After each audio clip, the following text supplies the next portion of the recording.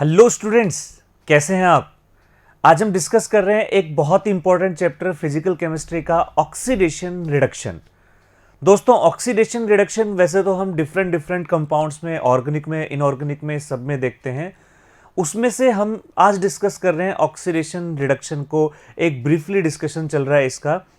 तो चलिए सबसे पहले ये देखते हैं कि क्या होता है ये ऑक्सीडेशन रिडक्शन। सबसे पहले हम इसमें पहले पुराने कॉन्सेप्ट में जाते हैं, ओल्ड कॉन्सेप्ट में, कि पहले हम ऑक्सीडेशन रिडक्शन किसको मानते थे।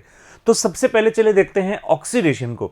तो ओल्ड मेथड जो ऑक्सीडेशन का था, जिसको हम क्लासिकल मेथड्स भी बोलते हैं, इसके अकॉर्डिंग ऑक्सीडेशन हम कहते हैं जिसमें या तो ऑक्सीजन ऐड हो, ऑक्सीजन का ऐड होना ऑक्सीडेशन, या फिर हाइड्रोजन का रिमूवल होना हो। ऑक्सीजन ऐड हो, हाइड्रोजन रिमूव हो, या फिर ये तो हाइड्रोजन ऑक्सीजन के रेस्पेक्ट में आ गया। अगर हम किसी अदर एटम की बात करते हैं तो जैसे हम इलेक्ट्रोनेगेटिविटी देखी थी हमने पीरियोडिक टेबल में, तो हाई इलेक्ट्रोनेगेटिव एलिमेंट का एडिशन होना, ये होगा ऑक्सीडेशन। और ये है classical method, classical method, old method. जैसे इसका एक एग्जाम्पल देखें। एग्जाम्पल हम देख रहे हैं, जैसे यहां पर मैग्नीशियम के साथ ऑक्सीजन ऐड हुआ है, मैग्नीशियम का ऑक्सीडेशन हो गया। कार्बन के साथ ऑक्सीजन ऐड हुआ है, कार्बन का ऑक्सीडेशन हो गया। H2S प्लस Cl2 में H2S से हाइड्रोजन रिमूव हुआ है, एलिमिनेट हुआ है, तो इसमें सल्फर, H2S में सल्फर का ऑक्सीडेशन हो गया। नेक्स्ट MnO2 प्लस HCl, तो इसमें MnCl2 और यहां पर Cl2। HCl में से हाइड्रोजन रिमूव हुआ, Cl2 बना, तो इसमें Cl का ऑक्सीडेशन हो गया। तो ये कुछ थे जिसमें ऑक्सीडेशन हुआ, जैसे H2S में सल्फर का ऑक्सीडेशन, मैग्नीशियम, कार्बन, क्लोरीन, इन सब में। ये तो हो गया ऑक्सीडेशन। अब देखते हैं रिडक्शन। रिडक्शन इसका जस्ट अपोजिट कर देते हैं, ऑक्सीडेशन का जस्ट अपोजिट कर देते हैं, तो ये बन जाएगा रिडक्शन। कैसे अपोजिट, कैसे? तो जैसे हमने कहा था एडिशन ऑफ ऑक्सीजन, यहां हम क्या कहेंगे, removal of oxygen.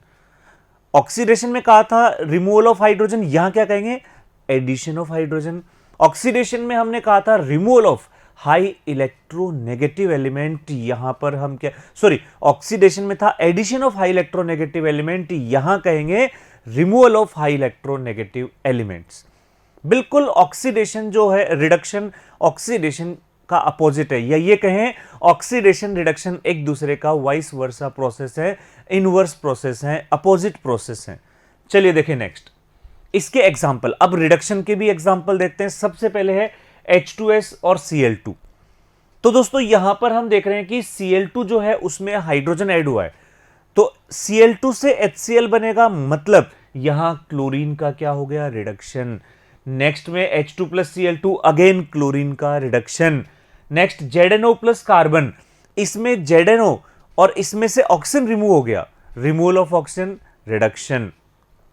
Next Fe2O3, Fe2O3 ferric oxide, जिसमें Fe जो है इसमें 3 ऑक्सीजन है, Al2O3 से सिमिलरिटी शो करता है। कार्बन मोनोऑक्साइड के साथ रिएक्शन कराते हैं तो इसमें Fe बन गया, ऑक्सीजन का रिमूवल, रिडक्शन। ठीक है दोस्तों, ये रिएक्शन जो है लास्ट वाली, ये आपको मेटलर्जी में दोबारा देखने को मिलेगी जब हम आयरन की मेटलर्जी पढ़ेंगे। चलिए नेक्स्ट आते हैं, नेक्स्ट देखें इसके अंदर। अब जैसे ये तो था क्लासिकल मेथड, अब हम कुछ नए मेथड्स पर आते हैं, न्यू मेथड्स पर। इसमें एक मेथड है ऑक्सीडेशन नंबर मेथड। अब ये क्या होता है, ऑक्सीडेशन नंबर, ऑक्सीडेशन स्टेट, ये सब हम इसी चैप्टर में थोड़ा सा आगे स्टडी करने वाले हैं। अभी के लिए हम सिर्फ इतना याद रख लेते हैं कि जब ऑक्सीडेशन नंबर जो होता है वो इंक्रीज होता है, इंक्रीज, तो इसको हम कहेंगे ऑक्सीडेशन, और जब ऑक्सीडेशन नंबर डिक्रीज होता है तो इसको कहेंगे रिडक्शन। अगर कोई नेगेटिव से जीरो में जा रहा है मतलब इंक्रीज हो रहा है ऑक्सीडेशन, और जीरो से नेगेटिव में जा रहा है इसका मतलब रिडक्शन। ठीक है, इसके अलावा पॉजिटिव में इंक्रीज होना ऑक्सीडेशन, पॉजिटिव में डिक्रीज होना रिडक्शन। इसका एक एग्जांपल देख रहे हैं हम, KMnO4। KMnO4 में Mn का ऑक्सीडेशन नंबर +7 है। कैसे आया वो थोड़ी देर बाद देखेंगे, अभी हम सिर्फ याद रख लेते हैं समझने के लिए, इस एग्जांपल को सिर्फ समझने के लिए, कि जैसे +7 से +2 में हो गया Mn, तो Mn का हो गया रिडक्शन, और यहां Fe जो +2 से +3 में आ गया, इसका हो गया ऑक्सीडेशन। अगेन हम बता रहे हैं कैसे इसको आइडेंटिफाई करना ऑक्सीडेशन नंबर को, अभी थोड़ी देर में हम उसको डिस्कस करने वाले हैं। नेक्स्ट इसके बाद देखें, नेक्स्ट मेथड मॉडर्न कॉन्सेप्ट या इलेक्ट्रॉन कॉन्सेप्ट। ये सबसे मॉडर्न मेथड है ऑक्सीडेशन रिडक्शन को आइडेंटिफाई करने के लिए। इसमें हमने कहा है कि इलेक्ट्रॉन लूज करें कि इलेक्ट्रॉन गेन करें। इलेक्ट्रॉन गेन करने या इलेक्ट्रॉन लूज करने पर डिपेंड करेगा कि ऑक्सीडेशन हुआ है या रिडक्शन। दोस्तों जैसे हम केमिकल बॉन्डिंग में देख चुके हैं, जैसे आयनिक बॉन्ड बनता है, आयनिक बॉन्ड जब भी बनता है तो इलेक्ट्रॉन लूज किए जाते हैं, इलेक्ट्रॉन गेन किए जाते हैं। कोवेलेंट बॉन्ड बनता है, इलेक्ट्रॉन शेयर किए जाते हैं। ठीक है दोस्तों, कोऑर्डिनेट बॉन्ड बनता है, इलेक्ट्रॉन शेयर किए जाते हैं। यानी एक तरह से हम कहें, जब कोई एलिमेंट अपनी फ्री स्टेट से जब कंपाउंड स्टेट में आता है, फ्री स्टेट से कंपाउंड स्टेट में आता है, तो या उसमें इलेक्ट्रॉन का कुछ चेंजेस होता है, चाहे वो ऑक्टेट कंप्लीट करने के लिए हो या कोई अदर रीजन हो। तो ऐसे में अगर हम देखें कोई भी एटम, कोई भी न्यूट्रल स्टेट से अगर हम आगे बढ़ रहे हैं, अगर कोई, या फिर कोई कंपाउंड की बात कर सकते हैं, ऐसी बात नहीं है, एलिमेंट कंपाउंड भी हो सकता है, अगर वो इलेक्ट्रॉन लूज कर रहा है, रिलीज कर रहा है, एलिमिनेट कर रहा है इलेक्ट्रॉन्स को, तो उसका हो जाएगा ऑक्सीडेशन, उसका होगा, उसको हम कहेंगे ऑक्सीडेशन। और जैसे इसके एग्जांपल, Fe जो है Fe+2 में आ गया, न्यूट्रल से Fe+2 2 इलेक्ट्रॉन्स रिलीज कर दिए, Fe का हो गया ऑक्सीडेशन। Fe+2 एक और इलेक्ट्रॉन रिलीज करके Fe+3 बन जाए, Fe का हो गया, Fe+2 का हो गया ऑक्सीडेशन। Cl- अगर इलेक्ट्रॉन रिलीज करेगा, Cl- का मतलब क्या है, उसके पास इलेक्ट्रॉन एक्स्ट्रा है, अगर वो इलेक्ट्रॉन रिलीज कर दे तो Cl2 बन जाएगा, Cl2। तो यहां इलेक्ट्रॉन रिलीज करना ये है रिडक्शन, सॉरी इलेक्ट्रॉन रिलीज करना, that is oxidation, oxidation. Next इसके बाद अगर हम देखें, इसका चलो अपोजिट चलते हैं। ऑक्सीडेशन का अपोजिट, जैसा हमने हर बार कहा है कि जो ऑक्सीडेशन में हो रहा है उसका अपोजिट कर दो, तो यहां हम क्या अपोजिट करेंगे, इलेक्ट्रॉन रिलीज कर रहे थे, अब इलेक्ट्रॉन गेन करेंगे, और जो भी इलेक्ट्रॉन गेन करेगा उसका हो जाएगा रिडक्शन। इलेक्ट्रॉन गेन करना किसी भी एलिमेंट में, चाहे वो कंपाउंड में इलेक्ट्रॉन गेन कर रहा हो, कोई आयन इलेक्ट्रॉन गेन कर रहा हो, कोई न्यूट्रल इलेक्ट्रॉन गेन कर रहा हो, सबका हो जाएगा रिडक्शन। चलिए example, I2 iodine, I2 form में है, और जैसा हम जानते हैं आयोडीन सॉलिड स्टेट में होता है। आयोडीन जो है, जब ये गैसेस स्टेट में आकर इलेक्ट्रॉन गेन करता है तो ये I- में कन्वर्ट हो जाता है। और दोस्तों इसी को हमने, याद है हमने कहा था इसी को इलेक्ट्रॉन एफिनिटी।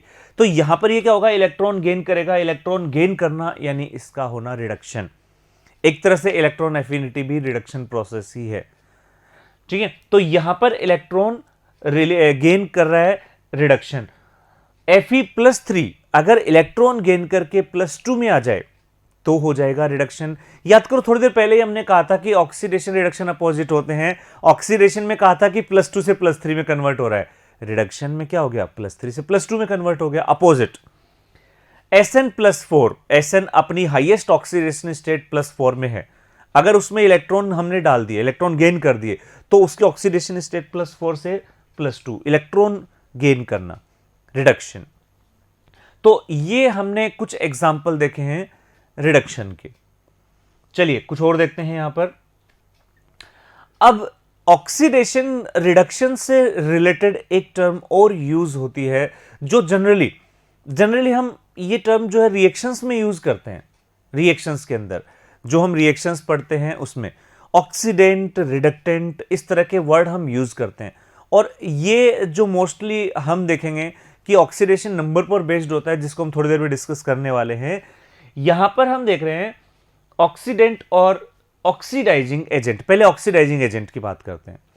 तो दोस्तों एजेंट, कोई भी वर्ड के आगे एजेंट जब लगता है, इसका मतलब है कि वो जो भी कोई है मैटर, पर्सन, कोई भी, वो उस प्रोसेस को करवा रहा है, उस प्रोसेस को करवाने वाला है। यानी ऑक्सीडाइजिंग एजेंट का मतलब है कि जो दूसरों का ऑक्सीडेशन करवाए। ऑक्सीडाइजिंग एजेंट यानी ऑक्सीडेशन कराने वाला। अब कोई ऑक्सीडेशन कैसे कराएगा? किसी का ऑक्सीडेशन कब होता है? जब वो इलेक्ट्रॉन रिलीज करता है। अब जैसे किसी को ऑक्सीडेशन कराना है तो कैसे कराएगा? कि वो उसके इलेक्ट्रॉन रिलीज करवाए। अब वो इलेक्ट्रॉन रिलीज कहां होंगे, कहां जाएंगे इलेक्ट्रॉन रिलीज होकर?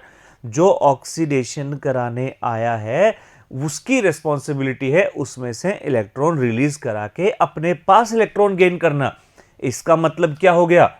एक सिंपल लैंग्वेज में कहें तो ऑक्सीडाइजिंग एजेंट वो होता है जो दूसरों का तो ऑक्सीडेशन कराए लेकिन उन इलेक्ट्रॉन को खुद गेन करके अपने आप खुद इटसेल्फ रिड्यूस हो जाए। यानी ऑक्सीडाइजिंग एजेंट क्या कहेंगे? Which oxidise others and itself get reduced. खुद का रिडक्शन कराए इलेक्ट्रॉन गेन करके। अब कोई इलेक्ट्रॉन गेन कब करता है? बहुत इजीली, जब वो इस कंडीशन में हो कि उसके पास इलेक्ट्रॉन देने के लिए नहीं है, सिर्फ ले ही सकता है। यानी उसने अपने इलेक्ट्रॉन ऑलरेडी रिलीज कर चुके हैं सारे, तो वो क्या करेगा? सिर्फ इलेक्ट्रॉन गेन करेगा। और ऐसे कंपाउंड बहुत अच्छे ऑक्सीडाइजिंग एजेंट होते हैं जिनके पास इलेक्ट्रॉन देने के लिए नहीं होते, सिर्फ लेने के लिए जगह। तो इसमें जैसे एग्जांपल देखें, न्यूट्रल कंपाउंड्स जो होते हैं जिनकी जो ऑक्सीडेशन स्टेट है वो हाईएस्ट। ऑक्सीडेशन स्टेट हाईएस्ट का मतलब है कि वो इलेक्ट्रॉन रिलीज कर चुके हैं ऑलरेडी। जैसे KMnO4 है, KMnO4 में Mn के पास 7 इलेक्ट्रॉन्स थे आउटर मोस्ट में, सारे के सारे निकाल दिए। अब ये सिर्फ इलेक्ट्रॉन लेगा। H2SO4 सल्फर के पास 6 इलेक्ट्रॉन थे आउटर मोस्ट में, वो 6 इलेक्ट्रॉन रिलीज कर चुका है। SnCl4 Sn के पास 4 इलेक्ट्रॉन थे, वो रिलीज कर चुका है। H3PO4 फॉस्फोरस के पास 5 इलेक्ट्रॉन थे, वो रिलीज कर चुका है। K2Cr2O7 क्रोमियम के पास आउटर मोस्ट में 6 थे, इलेक्ट्रॉन रिलीज कर चुका है सारे। HClO4 7 के 7 electron release. CuCl2 2 electron release कर चुका है। HNO3 5 electron. H2SO5 again 6 electron. FeCl3 again 3 electron. तो हम यहां पर क्या देख रहे हैं कि ये अपने इलेक्ट्रॉन रिलीज कर चुके हैं, अब ये इलेक्ट्रॉन गेन करना चाहेंगे और जिससे गेन करेंगे उसका हो जाएगा ऑक्सीडेशन। ठीक है, तो दूसरों का ऑक्सीडेशन, खुद का रिडक्शन। नेक्स्ट देखें इसके बाद, अब बात करते हैं रिडक्टेंट की या रिड्यूसिंग एजेंट। जैसे ऑक्सीडाइज, और हम स्टार्टिंग से एक लाइन कह रहे हैं, दीज आर अपोजिट प्रोसेस। जैसे ऑक्सीडेशन रिडक्शन अपोजिट प्रोसेस हैं, वैसे ही रिड्यूसिंग एजेंट ऑक्सीडाइजिंग एजेंट भी अपोजिट प्रोसेस हैं। देखिए इसके अंदर, तो यहां पर हम क्या कह सकते हैं? Species with reduced other elements, दूसरों का रिडक्शन करे और खुद ऑक्सीडाइज हो जाए। दूसरों का रिडक्शन कैसे करते हैं? कि कोई किसी को हम इलेक्ट्रॉन दें तो उसका रिडक्शन हो जाएगा। अब देगा कौन? देने वाला कौन? Oxidising agent. वो इलेक्ट्रॉन देगा और जो कंपाउंड इलेक्ट्रॉन गेन करेगा उसका हो जाएगा रिडक्शन। ठीक है दोस्तों, तो इसमें कुछ एग्जाम्पल। अब ये जैसे हमने कहा था कि ऑक्सीडाइजिंग एजेंट वो होते हैं जो अपनी हाईएस्ट ऑक्सीडेशन स्टेट में हो, तो रिड्यूसिंग एजेंट कौन हो जाएंगे? जो अपनी लोवेस्ट ऑक्सीडेशन, लोवेस्ट का मतलब ये है कि उसने अपने इलेक्ट्रॉन गेन, सारे के सारे इलेक्ट्रॉन जितने गेन कर सकता था गेन कर लिए, अब वो सिर्फ इलेक्ट्रॉन रिलीज करना चाहेगा। तो यहां पर कुछ एग्जाम्पल हम देखें, जैसे MnO +2 में है, इसका मतलब अभी भी ये 5 इलेक्ट्रॉन रिलीज कर सकता है। HClO +1 में है, इसका मतलब अभी भी ये 6 इलेक्ट्रॉन रिलीज कर सकता है। HClO2 +3 में है, यानी अभी भी 4 इलेक्ट्रॉन रिलीज कर सकता है। H3PO2 +1 में है, अभी भी 4 इलेक्ट्रॉन रिलीज कर सकता है। HNO2 +3 में है, 2 इलेक्ट्रॉन्स रिलीज कर सकता है। H2SO3 +4 में है, 2 इलेक्ट्रॉन रिलीज कर सकता है। FeCl2 में Fe+2, यानी अभी भी ये 1 इलेक्ट्रॉन रिलीज कर सकता है। SnCl2 +2 में है, 2 इलेक्ट्रॉन अभी भी रिलीज कर सकता है। Hg2Cl2 +1 में है, 1 इलेक्ट्रॉन रिलीज कर सकता है। CH2Cl2 ये 0 ऑक्सीडेशन स्टेट में है, अभी भी ये 4 इलेक्ट्रॉन रिलीज कर सकता है। तो दोस्तों ये हमने कुछ जैसे एग्जांपल हम देख रहे हैं कि जो इलेक्ट्रॉन रिलीज कर सकते हैं, दीज आर रिडक्टेंट। अब कुछ ऐसे भी एग्जाम्पल होते हैं जो ऑक्सीडेंट भी होते हैं, रिडक्टेंट भी होते हैं, यानी उनकी ऑक्सीडेशन स्टेट न तो लोवेस्ट है न हाईएस्ट है, न तो टॉप लेवल पर है न बॉटम लेवल पर, बीच में है। अब जैसे ये लो लेवल है, ये अपर लेवल है, अगर बीच में है तो वो इलेक्ट्रॉन रिलीज भी कर सकता है, इलेक्ट्रॉन गेन भी कर सकता है। रिलीज करेगा तो खुद का ऑक्सीडेशन, गेन करेगा तो खुद का रिडक्शन, और इसके opposite process oxidising agent, reducing agent. तो यहां पर हम देखें जैसे HNO2 यहां पर ये +2 में होता है, यानी अभी भी ये इलेक्ट्रॉन रिलीज भी कर सकता है, इलेक्ट्रॉन गेन भी कर सकता है। ये -3 में भी जा सकता है, +5 में भी जा सकता है। SO2 +4 में होता है, ये -2 में भी जा सकता है, +6 में भी जा सकता है। H2O2 O-, और माइनस में जब -1 जो है वो 0 भी हो सकता है, -1 से +1 भी हो सकता है, -1 से 0 भी हो सकता है, -2 भी हो सकता है। O3 ओजोन का ऑक्सीडेशन नंबर थोड़ी देर बाद देखेंगे हम इनके बारे में। तो ओजोन जो होता है वो O2 में भी कन्वर्ट हो जाता है, O- में भी कन्वर्ट हो जाता है। Al2O3 के बारे में भी ऐसा ही है। ऐसे ही CrO, MnO, Z, बिल्कुल सारे एक जैसे हैं कि इलेक्ट्रॉन रिलीज भी कर सकते हैं, इलेक्ट्रॉन गेन भी कर सकते हैं। तो ये ऑक्सीडाइजिंग एजेंट भी हैं as well as reducing agent भी हैं। तो पता कैसे चलेगा?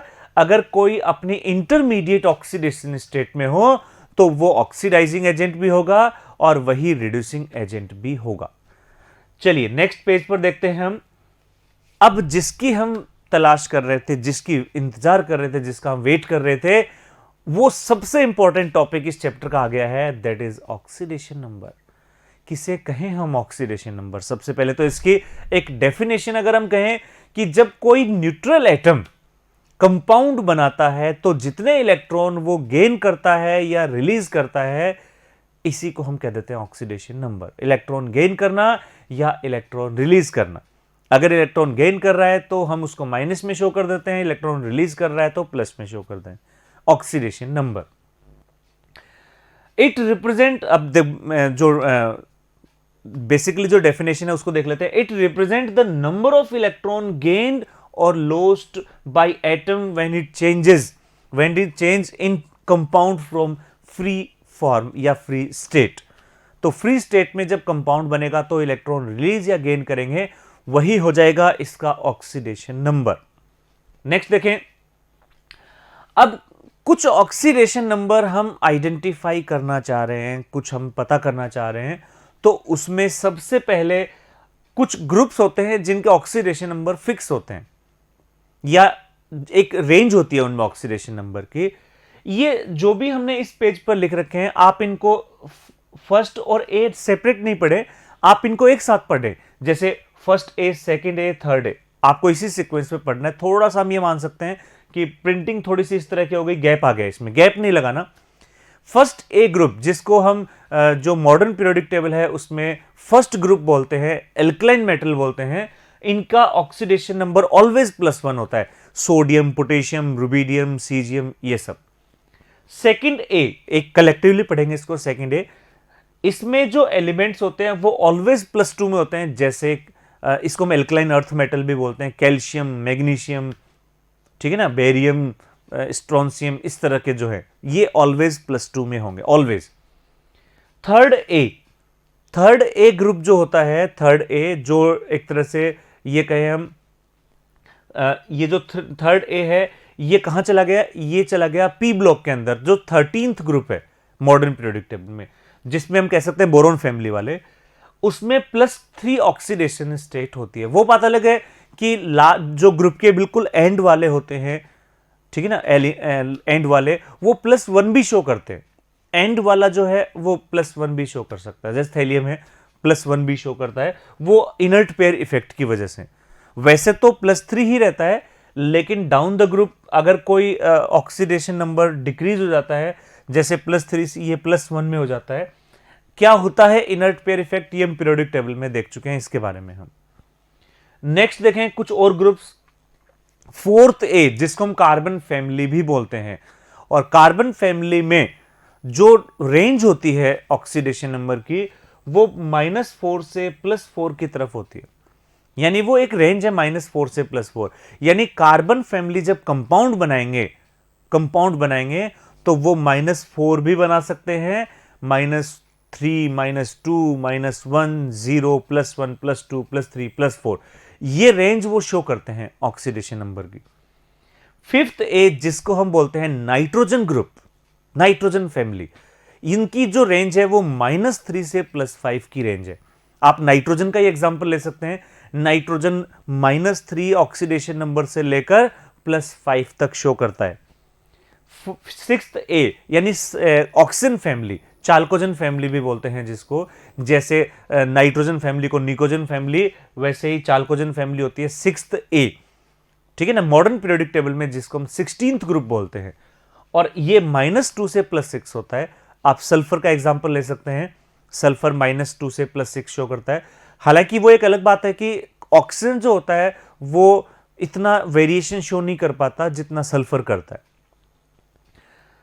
सेवंथ ए जिसको हम हेलोजन फैमिली भी बोलते हैं, हेलोजन फैमिली, और हेलोजन फैमिली जो है ये -1 से +7 शो करते हैं हेलोजन। जैसे क्लोरीन का एग्जांपल ले ले, क्लोरीन -1 से +7। वो बात अलग है कि फ्लोरीन जो है F वो केवल -1 शो करता है, वो पॉजिटिव में शो ही नहीं करता। इसके अलावा जो इनर्ट ग्रुप है यानी कि नोबल गैसेस, उनमें जब वो कंपाउंड नहीं बनाते हैं तो वो जीरो ऑक्सीडेशन स्टेट में ही होते हैं, लेकिन जब वो बना लेते हैं, कुछ कंपाउंड बनाते हैं नीचे जाकर, ग्रुप में डाउन द ग्रुप जाते हैं तो कुछ कंपाउंड बन जाते हैं जो पॉजिटिव ऑक्सीडेशन स्टेट शो करते हैं। वो वेरिएशन आता है उसमें डिफरेंट। अब इसके बाद हम देखें जो सबसे इंपॉर्टेंट है, वैसे तो हम इजीली फाइंड आउट कर लेते हैं, जो ऑक्सीडेशन नंबर फाइंड आउट करने में जो सबसे मजेदार टॉपिक आता है या जिसमें हमें थोड़ा सा एफर्ट लगाना होता है, वो है कोऑर्डिनेट बॉन्ड। कोऑर्डिनेट बॉन्ड, और कोऑर्डिनेट बॉन्ड बनता है इलेक्ट्रॉन शेयरिंग से। जब हम शेयरिंग में जो इलेक्ट्रॉन से जो बॉन्ड बनता है, इसको हम बोलते हैं कोवेलेंट बॉन्ड। लेकिन कोवेलेंट बॉन्ड में तो इक्वल शेयरिंग हो जाती है, लेकिन अगर वो शेयरिंग के दोनों इलेक्ट्रॉन, जो एक बॉन्ड 2 इलेक्ट्रॉन से बनता है, वो एक ही एटम दे तो ये बन जाता है कोऑर्डिनेट बॉन्ड। अब इसमें ऑक्सीडेशन नंबर में डिपेंड करता है कि वो इलेक्ट्रॉन देने वाला कौन है।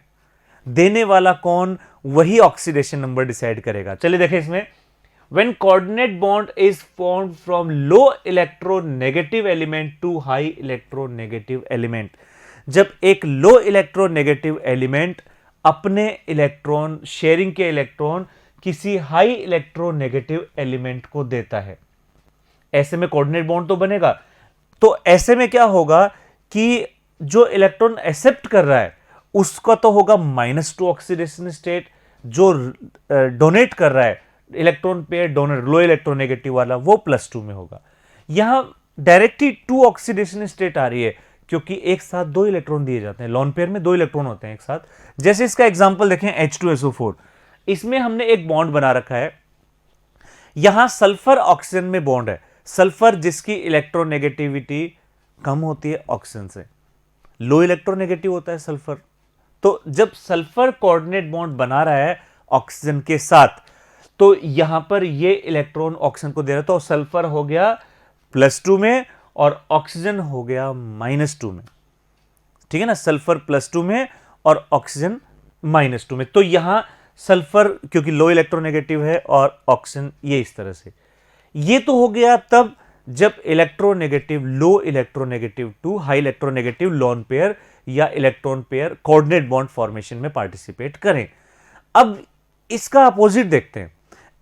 अब नेक्स्ट वाले में हम ये देख रहे हैं, अगर सेम हुआ तो मान लो जो बॉन्ड बना रहे हैं कोऑर्डिनेट बॉन्ड, उन दोनों की इलेक्ट्रोनेगेटिविटी सेम हुई तो कैसे डिसाइड करेंगे। अगर सेम हुई तो अगर कंडीशन जैसे यहां पर हमने कहा है, when coordinate bond is formed between two same electronegative element, अगर इलेक्ट्रोनेगेटिविटी सेम है तो ऐसे में बिल्कुल वैसा ही ऑक्सीडेशन नंबर आएगा जैसा अभी थोड़ी देर पहले देखा था, लो और हाई वाला, यानी इलेक्ट्रॉन डोनेट करने वाला +2, इलेक्ट्रॉन गेन करने वाला -2। Donate +2, accept -2। ठीक है ना, यानी इसको वैसे ट्रीट करना है जैसे पहले एग्जांपल में। जैसे कि एक एग्जांपल देखें यहां पर Na2S2O3, ठीक है ना, Na2S2O3, इसमें अगर हम देखें तो सल्फर जो इलेक्ट्रॉन डोनेट कर रहा है सल्फर को ही, S में इलेक्ट्रॉन डोनेट हो रहा है। तो यहां पर जो इस S की वजह से जो कोऑर्डिनेट बॉन्ड बना रहा है सल्फर जो डोनेट कर रहा है वो +2 में हो जाएगा, और जो ऊपर वाला सल्फर जो इलेक्ट्रॉन गेन कर रहा है ये -2 में आ जाएगा। तो +2 और -2। तो यहां पर हमने कहा कि oxidation number of sulphur is +2, कौन सा, जो इलेक्ट्रॉन लोन पेयर डोनेट कर रहा है, because it is electron donor, and the other sulphur is -2 क्योंकि वो इलेक्ट्रॉन गेन कर रहा है, इलेक्ट्रॉन एक्सेप्ट कर रहा है, तो ये -2। चलिए थर्ड कंडीशन वो कंडीशन होती है जिसमें हाई इलेक्ट्रोनेगेटिव एलिमेंट इलेक्ट्रॉन देता है। हालांकि बहुत रेयर होता है ये, हम बहुत रेयर देखते हैं कि इलेक्ट्रोनेगेटिविटी जिसकी ज्यादा है वो तो इलेक्ट्रॉन लेना चाहेगा, ठीक है ना। लेकिन अगर किसी कंडीशन में किसी भी रीजन से अगर वो इलेक्ट्रॉन डोनेट करके कोऑर्डिनेट बॉन्ड बना रहा है, अगर मान लो कोई दूसरा एटम है जिसकी वैलेंसी इनकम्प्लीट है, जिसका ऑक्टेट इनकम्प्लीट है, और अगर हाई इलेक्ट्रोनेगेटिव एलिमेंट के लोन पेयर देने से, इलेक्ट्रॉन पेयर देने से अगर उसका ऑक्टेट कंप्लीट हो रहा है, उसका कुछ अच्छा हो रहा है, तो वो लोन पेयर दे देता है, इलेक्ट्रॉन पेयर दे देता है। लेकिन ऐसी कंडीशन में भी जो लोन पेयर देता है वो यहां पर हम देखें तो इसमें हम देखें जब इस तरह से होता है तो जो लोन पेयर देता है, जो लोन पेयर लेता है, बॉन्ड तो बन जाता है, ऑक्टेट कंप्लीट हो जाता है, लेकिन ऑक्सीडेशन नंबर में चेंज नहीं होता, ठीक है ना, क्योंकि हाई इलेक्ट्रोनेगेटिव है, वो ऑक्सीडेशन पॉजिटिव शो नहीं करेगा, वो न्यूट्रल मतलब ऑक्सीडेशन नंबर ही शो नहीं करेगा ऐसे में। तो हम ये मान लेते हैं कि no change in oxidation number when high electronegative element gives electron to low electronegative element. तो दोस्तों ये तीन बहुत इंपॉर्टेंट कंडीशंस थी कोऑर्डिनेशन बॉन्ड की, कि कब हम इलेक्ट्रॉन, क्योंकि सबसे ज्यादा इलेक्ट्रॉन जो ऑक्सीडेशन नंबर का जो कंफ्यूजन होता है वो यहीं पर होता है, तो ये बहुत इंपॉर्टेंट है। चलिए नेक्स्ट आते हैं, तो इसका एक एग्जांपल है आइसोसाइनाइड। आइसोसाइनाइड में जो लोन पेयर है वो नाइट्रोजन इलेक्ट्रॉन पेयर कार्बन को देता है, क्योंकि कार्बन का यहां पर ऑक्टेट इनकम्प्लीट रहता है, इस वजह से। नेक्स्ट आते हैं इसके बाद में एक सिमिलर टर्म है ऑक्सीडेशन नंबर के सिमिलर ही है, ऑक्सीडेशन स्टेट। क्या है ये ऑक्सीडेशन स्टेट? तो ऑक्सीडेशन नंबर एक कंपाउंड के लिए हम डिनोट करते हैं, बस ऑक्सीडेशन जो स्टेट है वो हम इंडिविजुअल एटम के लिए डिसाइड कर लेते हैं, या ये कहे कि जितने भी ऑक्सीडेशन नंबर जितने भी एटम्स हैं उन सबको मिलाकर ऑक्सीडेशन जो हम नंबर देखते हैं वो तो एक एलिमेंट का होता है, एक एटम का होता है। पूरे कंपाउंड में जितने भी एटम है उसके जैसे अगर उनका कलेक्टिवली निकाल ले तो वो बन जाएगा oxidation state. Oxidation state of an atom is defined as oxidation number per atom. Oxidation number per atom की पूरे मॉलिक्यूल में जितने एटम है उसमें अगर मॉलिक्यूल के नंबर से डिवाइड कर दे तो वो बन जाता है ऑक्सीडेशन स्टेट। यानी ऑक्सीडेशन स्टेट जो है वो फ्रैक्शनल भी हो सकते हैं। देखें इसमें अब कुछ रूल्स हैं ऑक्सीडेशन नंबर या ऑक्सीडेशन स्टेट डिसाइड करने के, छोटे से रूल हैं, कुछ थोड़े से हैं, देख लेते हैं इनको कि कैसे हम किसी कंपाउंड में oxidation number oxidation state count करें। तो सबसे पहले जो फ्री स्टेट में ऑक्सीडेशन फ्री स्टेट में कोई एलिमेंट मिलता है न्यूट्रल जो ग्राउंड स्टेट में या ये कहें कि न्यूट्रल स्टेट में जो मिलता है वो जीरो होता है। फ्री स्टेट में जीरो, फ्री स्टेट या एग्जिस्टिंग जो स्टेज में जो मिलता है, जैसे गैसेज हैं वो डायटोमिक होती हैं मोस्टली, जैसे Cl2 O2 या सोडियम जो मिलता है वो इंडिविजुअल मिलता है, सोडियम जो मेटल्स होते हैं वो, तो जो अपने नेचुरल फॉर्म में मिलते हैं ये जीरो ऑक्सीडेशन स्टेट वाले होते हैं always. Next, sum of oxidation states of all the atoms in neutral molecule is 0। अगर कोई मॉलिक्यूल न्यूट्रल है, ओवरऑल उस मॉलिक्यूल पर कोई चार्ज नहीं है, तो ऐसे में जो ऑक्सीडेशन नंबर का टोटल जो होगा, सम जो होगा, वो हमेशा 0 होगा। 0 जैसे H2O है, H2O न्यूट्रल होता है, तो ऑक्सीजन और हाइड्रोजन की ऑक्सीडेशन स्टेट का जो सम हो जाएगा वो 0 हो जाएगा। इसी तरह से oxidation state of oxygen is -2, oxygen की -2 होती है एक जनरल ऑक्सीडेशन स्टेट। O2 में तो 0 होता ही है, वैसे कंपाउंड्स में ये -2 में होता है, लेकिन कुछ रेयर एग्जाम्पल में ये -1 भी होता है, जैसे परऑक्साइड। कुछ में -12 भी होता है, सुपर ऑक्साइड।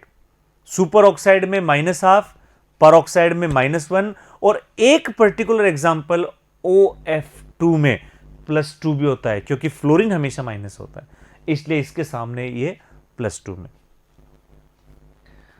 अब बात हाइड्रोजन की आ जाती है। हाइड्रोजन हाइड्रोजन वैसे तो +1 में ही शो करता है जनरली, H2 में तो 0 होगा, वैसे +1 करता है, लेकिन जब ये मेटल के साथ कनेक्ट हो जाता है, मेटल हाइड्राइड, ये -1 हो जाते हैं। तो generally +1, but metallic hydride NaH, calcium hydride, इन सब में -1 में भी आ जाता है। Next alkali metal first A जिसको हमने कहा था, या जो ये कहें फर्स्ट ग्रुप जो है मॉडर्न पीरियोडिक टेबल का, सोडियम, पोटेशियम, रुबिडियम, सीजियम, ये सब +1 में ही होते हैं ऑलवेज। और जो सेकंड ए वाला है यानी एल्कलाइन अर्थ मेटल्स, ये ऑलवेज +2 में ही होंगे, जैसे कैल्शियम, मैग्नीशियम, बेरियम, स्ट्रोंसियम, ये सारे के सारे +2 में होंगे। ठीक है दोस्तों, तो ये कुछ रूल्स थे ऑक्सीडेशन नंबर डिसाइड करने के लिए। अब क्या ऑक्सीडेशन नंबर फ्रैक्शनल भी हो सकता है? बिल्कुल हो सकता है। बहुत सारे एलिमेंट ऐसे हैं, बहुत सारे कंपाउंड ऐसे हैं जिनमें जो एलिमेंट होगा वो फ्रैक्शनल का मतलब कि कंप्लीट नंबर्स में, वोल नंबर्स में नहीं हो।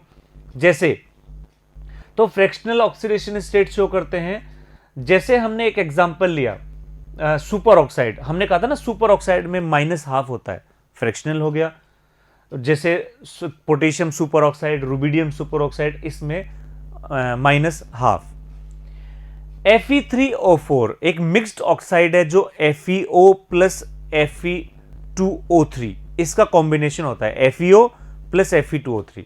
लेकिन जब हम इनका टोटल करते हैं, 4 ऑक्सीजन यानी +8, 4 ऑक्सीजन यानी +8, सॉरी -8, 4 ऑक्सीजन यानी -8, Fe3 को 3x अगर मान लें, तो ओवरऑल जो आएगा वो आएगा +8/3, क्योंकि ऑक्सीजन तो -8 था, 3 Fe है, तो Fe का प्लस में होगा, तो +8/3 इसमें आ जाएगा। तो 8/3 फ्रैक्शनल हो गया। हालांकि ये मिक्स्ड ऑक्साइड है FeO और Fe2O3 का, तो दोनों का सेपरेट भी हम देख सकते हैं। तो +8/3 ये इसका ऑक्सीडेशन नंबर होगा फ्रैक्शनल के अंदर। नेक्स्ट इसमें देखें, अब हम रिएक्शंस पर आते हैं। हमने ऑक्सीडेशन देख लिया स्टार्टिंग में, हमने रिडक्शन देख लिया उसके बाद में, हमने ऑक्सीडाइजिंग एजेंट देख लिया, उसके बाद में देखा था रिड्यूसिंग एजेंट। ये सब तो हमने देख लिए। अब हम जैसे किसी रिएक्शन में ऑक्सीजन ऐड हो रहा है तो ऑक्सीडेशन बोल दिया, किसी में हाइड्रोजन ऐड हो रहा है तो रिडक्शन बोल दिया। अगर दोनों प्रोसेस एक साथ हो रही हो, तो अगर ऑक्सीडेशन रिडक्शन दोनों प्रोसेस एक साथ हो रही हो, तो इसको हम नाम देते हैं रेडॉक्स रिएक्शन, यानी reactions in which oxidation and reduction process occur simultaneously. तो दोस्तों जैसे हमने कहा है, reaction in which oxidation and reduction both occur simultaneously are called reduction reaction. और दोस्तों मोस्टली जो रिएक्शन होती हैं वो रेडॉक्स ही होती हैं। अकेला ऑक्सीडेशन, अकेला रिडक्शन पॉसिबल नहीं हो पाता, या बहुत रेयर होता है, मोस्टली रेडॉक्स ही होते हैं। Most of chemical reactions are redox because if one element is there to lose electron, other element has to be there to accept them। अगर एक इलेक्ट्रॉन रिलीज कर रहा है, एक एटम इलेक्ट्रॉन रिलीज कर रहा है, तो दूसरा उसको लेने के लिए भी तैयार है, एक देने के लिए तैयार, एक लेने के लिए तैयार, हो गया रेडॉक्स। और रेडॉक्स रिएक्शन जो है, जैसा हमने कहा, इसमें दोनों प्रोसेस होंगी, इसमें ऑक्सीडेशन भी होगा, इसमें रिडक्शन भी होगा। तो ऐसी जो रिएक्शन है इसको हम 2 हाफ में डिवाइड करते हैं, oxidation reduction, oxidation half reaction reduction, और दोनों को मिला दें तो बन जाएगा रेडॉक्स रिएक्शन। इसके बाद एक बहुत ही इंपॉर्टेंट टॉपिक, बहुत ही एक इंपॉर्टेंट टॉपिक, लास्ट टॉपिक है इस चैप्टर का, वो है equivalent weight. Equivalent weight, equal equal weight, equivalent weight. वैसे तो ये कॉन्सेप्ट जो है इक्विवेलेंट वेट का कॉन्सेप्ट आप मोल कॉन्सेप्ट में ऑलरेडी देख चुके हैं, बेसिक कॉन्सेप्ट्स ऑफ केमिस्ट्री के अंदर, लेकिन वहां पर हमने एक सिंपल रिएक्शन, सिंपल कंपाउंड के देखे थे, यहां हम रिएक्शंस के अंदर फाइंड आउट करना चाह रहे हैं। तो सबसे पहले इक्विवेलेंट वेट हम फाइंड आउट करना चाह रहे हैं ऑक्सीडाइजिंग एजेंट का, ऑक्सीडेंट या ऑक्सीडाइजिंग एजेंट का। तो दोस्तों जब कोई ऑक्सीडाइज होता है तो इलेक्ट्रॉन गेन करता है, ये हम जानते हैं, इलेक्ट्रॉन गेन करेगा। इलेक्ट्रॉन गेन करेगा तो उसका ऑक्सीडेशन नंबर भी चेंज होगा, या तो चेंज इन ऑक्सीडेशन नंबर कहें चाहे electron number of gain electron कहें, एक ही बात है। तो यहां पर क्या होगा, molecular mass upon number of electron gain by 1 मोल, एक मोल मॉलिक्यूल में कितने इलेक्ट्रॉन गेन हो रहे हैं। या फिर अगर हम एक पर्टिकुलर एटम की बात करें तो decrease in oxidation state, decrease या ये कहें जो भी एटम, सेंट्रल एटम है, वो जितनी ऑक्सीडेशन नंबर डिक्रीज हो रही है इनटू नंबर ऑफ एटम, जितने एटम इसमें पार्टिसिपेट कर रहे हैं और जितने इलेक्ट्रॉन वो गेन कर रहे हैं, या जितने ऑक्सीडेशन नंबर डिक्रीज हुआ है उनका मल्टीप्लाई करके उसको मॉलिक्यूलर मास में डिवाइड कर दें, तो ये हमारा आंसर आ जाएगा इक्विवेलेंट वेट ऑफ ऑक्सीडेंट। चलिए एक एग्जांपल लेते हैं इसका। एक एग्जांपल हमने लिया इक्विवेलेंट वेट का कि K2Cr2O7 या Cr2O7-2 हमने ले रखा है, इसमें ऑक्सीडेशन नंबर +6 होता है, क्रोमियम का +6, यहां +3 है, यानी 3 इलेक्ट्रॉन्स का चेंजेस आया, या कहें 3 ऑक्सीडेशन नंबर का चेंज आया, 3 का, लेकिन 2 क्रोमियम भी हैं, तो यहां पर हो गया 3 multiply by 2, number of electron, number of oxidation number reduced into number of atoms.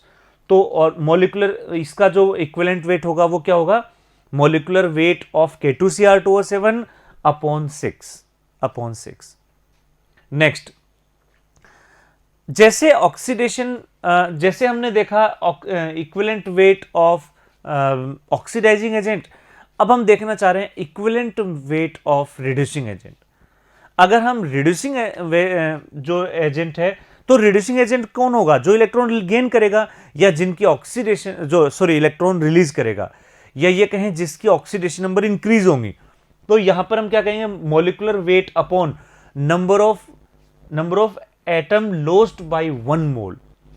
1 mole atom, 1 मोल जो है वो जितने इलेक्ट्रॉन रिलीज करें, या फिर molecular mass upon increase oxidation state. अगर कोई रिड्यूसिंग एजेंट है तो उसका खुद का ऑक्सीडेशन होगा, ऑक्सीडेशन नंबर इंक्रीज होगी, तो increase in oxidation number into number of atom undergoing oxidation. तो ऑक्सीडेशन में जितने एटम्स जो हैं वो पार्टिसिपेट करते हैं into change in oxidation number, और वो चेंज इंक्रीज में ही होगा। एक एग्जांपल ले लेते हैं इसका, जैसे C2O4, ये ऑक्सिलेट है, या अगर H2C2O4 कहें तो ये ऑक्जेलिक एसिड भी बन जाएगा, ऑक्सिलेट। और ऑक्सिलेट जब एसिडिक मीडियम में पार्टिसिपेट करता है, तो ऑक्सिलेट एसिडिक मीडियम में पार्टिसिपेट करेगा, तो यहां पर ये आ जाएगा 2CO2 प्लस 2 इलेक्ट्रॉन इसने रिलीज कर दिए, मॉलिक्यूलर मास अपॉन 2 इलेक्ट्रॉन पूरा का पूरा ये 1 मोल रिलीज कर रहा है, तो अपॉन 2। या अगर एक देखें ऑक्सीडेशन नंबर +3 से +4 हो गया, +3 से +4 चेंज 1 का आ रहा है, लेकिन कार्बन 2 है, तो इसलिए 2 से डिवाइड कर दिया हमने इसको। तो ये इसका ऑक्सीडेशन, इसमें इक्विवेलेंट वेट आ गया ऑक्सीडेशन ये रिएक्शन के अंदर, ठीक है। तो oxidation state of carbon changes from +1 to ये जो है +3 से +4 में कन्वर्ट हो रहा है। यहां पर थोड़ा सा इसको प्रिंटिंग एरर मान लेते हैं, ये बताना चाह रहे हैं कि चेंज 1 का हुआ है इसके अंदर, बस ये बताना चाह रहे हैं चेंजेस 1 का हुआ है +3 से +4 में। चलिए नेक्स्ट देखें। अब जो इक्विवेलेंट मास होता है, ये डिफरेंट डिफरेंट कंडीशन में डिफरेंट डिफरेंट हो जाता है, डिफरेंट डिफरेंट कंडीशंस में डिफरेंट डिफरेंट इक्वल, जो हो सकता है कि एसिडिक मीडियम में डिफरेंट हो, एल्कलाइन में डिफरेंट हो, न्यूट्रल में डिफरेंट हो, तो डिपेंड करता है कंडीशंस पर। जैसे तो हमने इसका कहा है in different condition a compound may have different equivalent weight because it depends upon the number of electron gain और lost by that compound in that reaction, कि किसी पर्टिकुलर रिएक्शन में किसी कंपाउंड ने पर्टिकुलरली कितने इलेक्ट्रॉन रिलीज किए, कितने electron gain किए, उस पर डिपेंड करेगा। तो ये डिफरेंट रिएक्शंस में डिफरेंट हो सकता है। जैसे एक एग्जांपल देखें, जैसे एग्जांपल हमने लिया Mn का, मैग्नीज का। तो दोस्तों मैग्नीज जब एसिडिक मीडियम में होता है तो ये +7 से +2 में कन्वर्ट होता है एसिडिक मीडियम में। तो यहां इसका मॉलिक्यूलर मास इक्विवेलेंट वेट कितना हो गया, मॉलिक्यूलर वेट अपॉन 5, क्योंकि चेंज 5 का आया, +7 से +2 वेरिएशन आया इसमें 5 का। तो वेरिएशन 5 का आया तो इसी को हमने यहां पर नाम दे दिया इक्विवेलेंट वेट। नेक्स्ट अगर हम देखें, ये तो था एसिडिक मीडियम में, अगर यही न्यूट्रल मीडियम होता तो न्यूट्रल मीडियम में ये +7 से +4 में कन्वर्ट होगा, चेंज कितना आया 3 का। तो यहां इक्विवेलेंट वेट कितना हो जाएगा, इक्विवेलेंट वेट हो जाएगा divided by 3, molecular mass of KMnO4 divided by 3 equivalent weight. ठीक है, तो ये डिपेंड कर रहा है, ये कंडीशन है न्यूट्रल। नेक्स्ट देखें एल्कलाइन मीडियम, और दोस्तों एल्कलाइन मीडियम में Mn जो होता है +7 से +6 में आता है, यानी एक का ही वेरिएशन +1 ही आ रहा है। इसका मतलब जितना इसका मॉलिक्यूलर मास वही उसका इक्विवेलेंट वेट, क्योंकि चेंज 1 का ही है, तो जितना मॉलिक्यूलर वेट उतना ही इसका इक्विवेलेंट वेट। और दोस्तों अगर हम K2Cr2O7 और KMnO4 इसमें अगर हम कंपेयर करें तो यहां पर हम देखेंगे कि KMnO4 में हाईएस्ट जो वेरिएशन है वो 5 का ही आता है, हाईएस्ट वेरिएशन 5 इलेक्ट्रॉन्स का ही आता है। K2Cr2O7 में वो 6 इलेक्ट्रॉन का वेरिएशन आ जाता है, जैसे हमने स्टार्टिंग में K2Cr2O7 का निकाला भी था इक्विवेलेंट वेट। तो इस चीज से, इस मेथड से ये क्लियर होता है कि KMnO4 is better oxidant then K2Cr2O7। क्यों? क्योंकि K2Cr2O7 में 2 क्रोमियम मिलकर वो रिएक्शन करते हैं, +6 का चेंज जरूर आया बट 2 क्रोमियम से, यहां अकेला Mn+5 में चेंज कर रहा है। वहां ऑक्सीडेशन स्टेट 3 का चेंज हुआ था, यहां ऑक्सीडेशन स्टेट में 5 का चेंज होता है। ठीक है दोस्तों, नेक्स्ट देखें इसके बाद। अब कुछ ऐसी रिएक्शंस भी होती हैं जिनमें ऑक्सीडेशन रिडक्शन सेम एलिमेंट का होता है। दोस्तों और रिडॉक्स रिएक्शन का वो पार्ट, रिडॉक्स रिएक्शन की वो रिएक्शन जिसमें ऑक्सीडेशन एंड रिडक्शन दोनों सेम एलिमेंट का होता हो, ऐसी रिएक्शंस को हम कहते हैं डिस्प्रपोर्शनेशन रिएक्शन। डिस्प्रपोर्शनेशन रिएक्शन जिसमें रिडक्शन ऑक्सीडेशन दोनों सेम एलिमेंट का। तो ऐसे केस में क्या होता है कि जो सब्सटेंस ऑक्सीडेशन भी कर रहा है, रिडक्शन, उन दोनों का हम कंसीडर करेंगे इक्विवेलेंट वेट। कैसे? इसको एक एग्जांपल से देखें। मान लो कोई एक एग्जांपल है जिसमें किसी एक्स का ऑक्सीडेशन भी हो रहा है, रिडक्शन भी। अगर ऑक्सीडेशन होने से उसका इक्विवेलेंट वेट इवन आता है ऑक्सीडेशन होने से, और रिडक्शन होने से उसका इक्विवेलेंट वेट E2 आता है, यानी ऑक्सीडेशन रिडक्शन दोनों हो रहा है, ऑक्सीडेशन से इक्विवेलेंट वेट आया E1 और उसी एक्स एलिमेंट का रिडक्शन होने से इक्विवेलेंट वेट आया E2। तो हम क्या करेंगे, अगर हमें ओवरऑल उस रिएक्शन में उस कंपाउंड का ओवरऑल इक्विवेलेंट वेट अगर फाइंड आउट करना है ओवरऑल, तो उसके लिए हम क्या कर देंगे, दोनों का सम निकाल लेंगे, E1 प्लस E2। अगर दोनों का सम कर दें तो वो उस पूरे कंपाउंड का इक्विवेलेंट में वेट आ जाएगा। जैसे एक एग्जांपल हम देख रहे हैं, Cl- एंड ClO3-। देखें इसके अंदर कैसे चेंज हो रहा है। तो यहां पर देखें ये जो चेंज हो रहा है Cl2 का, ये जो चेंज हो रहा है कि Cl2 जो है Cl- में कन्वर्ट हो रहा है, Cl2 ही ClO3- में। तो दोस्तों यहां पर हम क्या देख रहे हैं कि Cl जीरो में है, 0 से -1 रिडक्शन, 0 से, और यहां पर क्या रहा है +5, 0 से +5 ऑक्सीडेशन, 0 से -1 रिडक्शन, 0 से +5 ऑक्सीडेशन, दोनों प्रोसेस हो रही हैं। और जब दोनों प्रोसेस हो रही हैं तो इस रिएक्शन को हम कहेंगे डिस्प्रपोर्शनेशन रिएक्शन। नाम याद कर लेना, बहुत काम का है, डिस्प्रपोर्शनेशन रिएक्शन। तो यहां रिडक्शन ऑक्सीडेशन। अब देखें चेंज क्या हुआ, चेंज इसमें क्या हुआ, चेंज ये हुआ कि जब ऑक्सीडेशन हुआ, वापस हम पीछे देखें तो ये 0 से -1 में, ठीक है ना, 0 से सॉरी ऑक्सीडेशन हुआ तो 5 का चेंज आया, ठीक है ना। ये तो था, ये Cl2 की बात करें, एक क्लोरीन में 5 का चेंज आया, 2 क्लोरीन में 10 का 10 का। रिडक्शन में एक क्लोरीन में -1 का चेंज आया तो 2 क्लोरीन में -2 का, यानी 2 का चेंज। तो अब आते हैं वापस, तो एक्स फैक्टर जो होता है चेंज करने वाला, ऑक्सीडेशन के लिए ऑक्सीडाइजिंग एजेंट की तरह काम में ले तो 2 का चेंज, और रिड्यूसिंग एजेंट की तरह सोचें तो 10 का चेंज। और तो ओवरऑल अगर हम देखें तो इन दोनों में हम क्या करेंगे, क्लोरीन का मोलिकुलर मास कितना होता है 71, 71 डिवाइडेड बाई 2, ये तो हो गया ऑक्सीडेंट के लिए, 71 बाई डिवाइडेड बाई 10 ये हो गया रिड्यूसिंग एजेंट के लिए। तो ऑक्सीडाइजिंग एजेंट, रिड्यूसिंग एजेंट, दोनों का सम कर दिया, ये आ गया कंप्लीट रिएक्शन का इक्विवेलेंट वेट, कंप्लीट रिएक्शन का इक्विवेलेंट वेट आ गए। तो दोस्तों कंप्लीट ये डिस्प्रपोर्शनेशन रिएक्शन बहुत इंपॉर्टेंट होती हैं, और इनमें हम कैसे फाइंड आउट करते हैं, ऑक्सीडाइजिंग एजेंट, रिड्यूसिंग एजेंट, दोनों का इंडिविजुअल फाइंड आउट करो और दोनों को ऐड कर दो, दोनों का इंडिविजुअल और इक्विवेलेंट वेट फाइंड आउट करके उनको ऐड कर दो, मिल जाएगा अपने को equivalent weight of disproportionation reaction. तो दोस्तों ये था रिडॉक्स रिएक्शन, बहुत इंपॉर्टेंट चैप्टर था, इसमें हमने वो सभी पार्ट कवर कर लिए हैं जो एक ऑब्जेक्टिव क्वेश्चंस में पूछे जाते हैं। ठीक है दोस्तों, तो उम्मीद करते हैं चैप्टर आपको समझ में आ गया होगा। Thank you students.